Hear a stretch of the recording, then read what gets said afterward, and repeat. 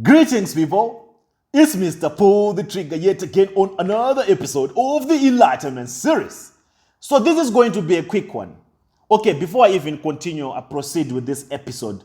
Let me just make an announcement, and it's an awareness announcement. I believe there are some Prof X accounts that you probably have been seeing responding to your comments, claiming that we have a non-governmental organization, a charity organization, an orphanage in Nigeria. You have to make a contribution, send money to this orphanage in Nigeria, Prof X, and the profiles are even written Prof X. Let me just make this disclaimer. I have nothing to do with those profiles. Those are scammers. Those are probably 419 Nigerian con artists that are just trying to take advantage of this marathon that we are running of advocating for baby testimonies justice. But I do not have an orphanage anywhere in Nigeria. And that's one of the reasons why I try by all means to refrain from responding to comments in as much as I want to engage sometimes in the comment sections because of issues like this. Once people get used to me responding and engaging in the comment section, it creates so many blind spots. It allows these conmen, these fraudsters, these con artists, these 419s to also come and start impersonating me and act as if they are me. So once people get used to have me interacting with them, they'll easily fall prey to this low-level scams. Please, people, I'll never send you any Nigerian account for any orphanage contribution or anything of that note. So please be awoke. Watch out for these 419s that are trying to take advantage of you people. I believe you are more enlightened now that you don't fall for such very petty scams. So let's get into it. On this particular episode, I want to talk about something that I barely talk about. And in the process, I also want to advocate justice for Mama Fufeyin, for Omoto's wife. Sometimes people question, why is Mr. Omoto's wife not saying anything about it? Why is he also not talking with her husband? Why is he not calling out Mr. Omoto Fufeyin or putting her husband to order? But I don't know if my instincts could be wrong. The way I see Mama Fufeyin, I don't believe she has a say in anything that goes on. That is she's just a wonderful young lady, and maybe she also does not know how she got into this, but based on the way she presents herself, I don't think she's really being given the position that she deserves, and I don't think she has much to say concerning anything that happens at Mercy City. And I believe, she's also just being manipulated, and she's just being used as a trophy girl, Yes, this young, well-decorated mama prophetess, or the prophet, the wife to the prophet. That's just what I believe, based on the history that I've known these prophets to be operating. Of course, we have some of the wives of these charlatans who have also bought into this charlatanism. We have also become hardcore, baby charlatans as well. We have subscribed to the ways of conduct of their husbands. Do you know? There are so many secrets in these shrines that I believe at one point we'll start revealing these things. Do you know some of the wives, they also be having their own thing running on the side with young boys? Something that is well known to the husband, to the prophet. 90% of the time, the pastor, the prophets, and the wives, they do not even stay together. They do not even share a bed. 90% of the time, the prophet is staying in his own house, and the wife is staying in his own house. That's what really happens behind the scenes. That's the truth. If you are very close to the DGOs, you know what I'm talking about to be true. But for them to carry on with their business of taking money from people, of manipulating people, they have to come and stage as if the marriage is functional, as if everything is okay. That's how it works. That's how it is. In some of these wives, it's not easy for them to leave. And they can't leave, because the moment they leave, they are more like the backbone of the PR, of the image of the husbands, of the prophets. It takes some strong, convicted wives like the ex-wife of Chris Oyakilome, who had to call it quits. No, I can't take this anymore. You continue with this road of deception. You continue lying to people. But I am not going to stay for this. Because those are maybe, women that have achieved some academic accolades. They have somewhere to stand on. They have something to do in their lives. They have careers to pursue. But in the case of the wives of some of these, false prophets that we have today, these are just women who were just taken from nowhere, who have nothing, no vision of their own. So they also have the fear of leaving, because if they leave, they might not know how to carry on with their lives. They might not know the next step in their lives. So most of the marriages that you see being decorated, being published on digital platforms, they're just staged. Those people are not happy. Those wives are not happy. These wives have seen a lot. Imagine you being a wife and you know your husband is sleeping around. Just imagine. Just put yourself in the shoes of the wives of these false prophets. Put yourself in of this scandal. Just imagine the scandals that keep coming out concerning these DDGOs, these prophets. They know that their husbands are doing this. They know. Now think about it. How they are more likely they are in prison, people. They are in prison. Most of them are in prison. They can't get out. And the prophets will never allow them. The DGOs will never allow them to get out. Because it will make their entire shrines crumble. So they are there whether they like it or not. They have to stay in there whether they like it or not.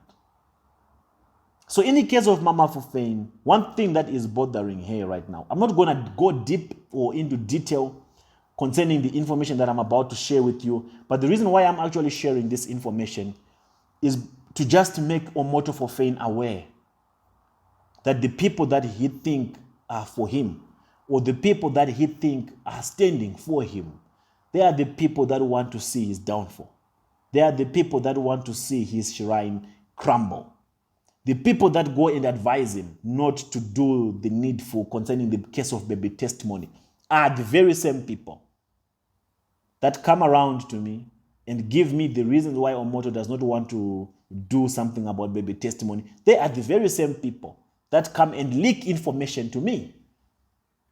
And these are the very same people that he sits with on the round table and discuss, what should we do about this case of a missing child? What should we do about this woman called Ruth Matthew? Those are the very same people that will be advising him. No, Papa, don't attend to it. Don't respond to it. Don't talk about it. It will just disappear into thin air. No, Papa, if you do it, it's going to make us look bad. No, Papa, leave it like that. And Omoto will think these people care for him, or they are for him. But these people rejoice when Omoto is going through what he's going through, so that Omoto can keep going to them or keep bringing them closer. So that whenever they ask for favors, Omoto can take care of their needs. So that whenever there's need to pay off bloggers or to pay off anyone that needs to be paid off, these people are the ones that facilitate all those transactions. So they are benefiting and they are eating, while Omoto is going through this process of going down. Because Omoto has no peace. And the people that are supposed to be advising him to do the right thing are the people that are feeding him with junk, are the people that are wrongly advising him. And those very same people are the people that come and feed me with what is going on, with proof and evidence of some of his concubines here in South Africa.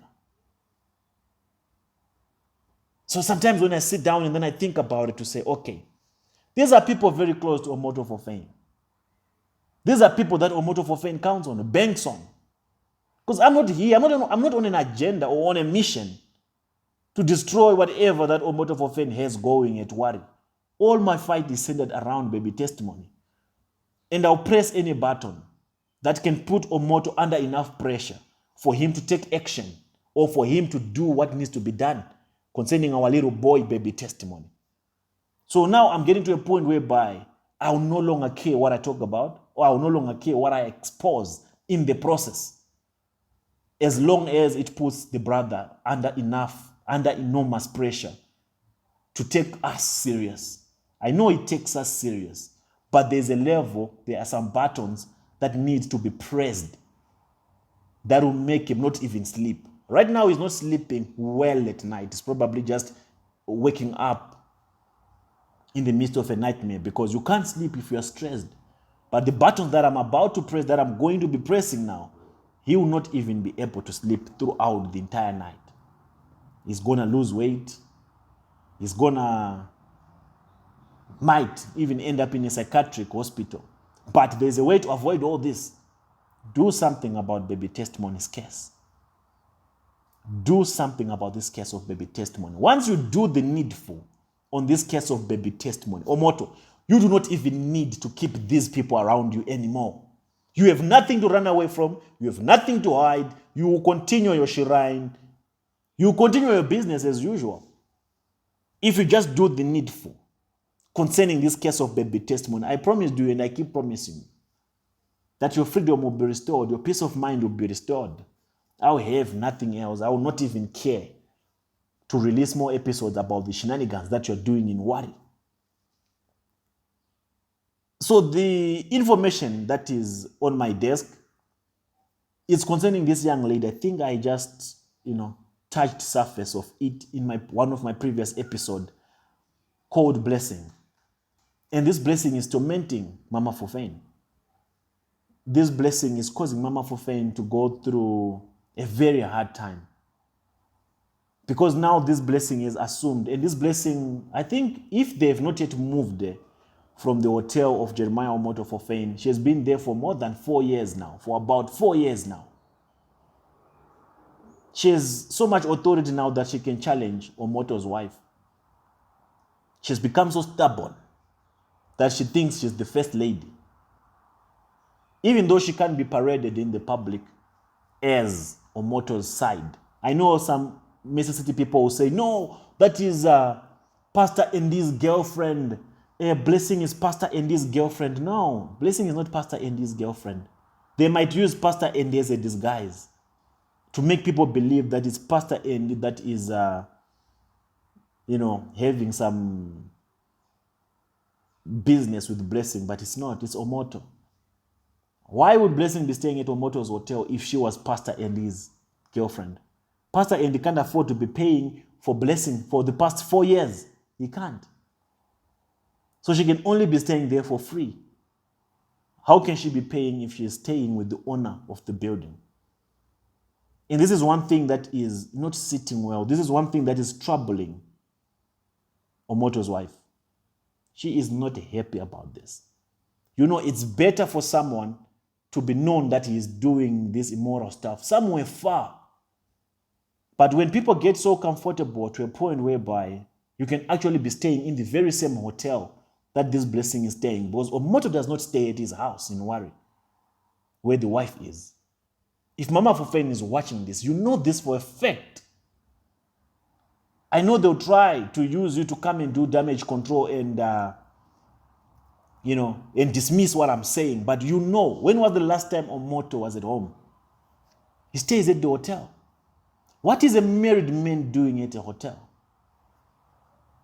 What is a married man doing at a hotel? A pastor, a prophet doing at a hotel when the wife is at home with the kids? And I'm not talking about the past week or the past month. For the past, I don't know how long. He does not go to his house where the wife is. He only brings out the wife when he wants to fool the public that everything is okay. He has taught the wife to be a very good actor, to come and perform as if things are just as normal. Sometimes, we have to fight for these wives of these false prophets. Sometimes they don't have a voice. Of course, she doesn't have a voice. What could you do if you were in Mama Fufeyin's shoes? What would you do? What would you say? How would you address an issue like this? She can't do anything. But she also, I'm sure she gets tired. I'm sure she gets frustrated. But her mouth is zipped. Because she can't go against an entire Omoto Fufeyin and succeed. She has to play as if everything is normal. as if they are all good, but they are not. And blessing, there are things that I don't want to talk about as yet concerning your whatever that is going on in room 20 at the hotel. But the reason why I'm talking about this, and if Omoto is smart, this is a time whereby he should now start readjusting his priorities concerning what needs to be done concerning this case of baby testimony. And it's not only blessing. Here in South Africa, there's a child. I'm not going to go deep into that case, but I'm only bringing it up just so that you know that the people around you, they want to see you go down. They want to see you go down. And I'm expecting you to take action, not against the people, but on the case of baby testimony. I'm not talking about this so that you can stop your immorality or anything of that sort. Or I'm not talking about this so that you may think that I'm really advocating for Mama Fufeyin's justice. No, come on, man. It's just a theme that I had to come up with so that my message can hit home. I don't really care whatever that goes on there in Wari. The only thing I care about is baby testimony. The only thing I care about is baby testimony. And the only reason why I'm talking about this is because of baby testimony. I have not yet exposed you. I have not even exposed anything. I only brought this to your attention so that you can know that some things that I know that I'm not supposed to know.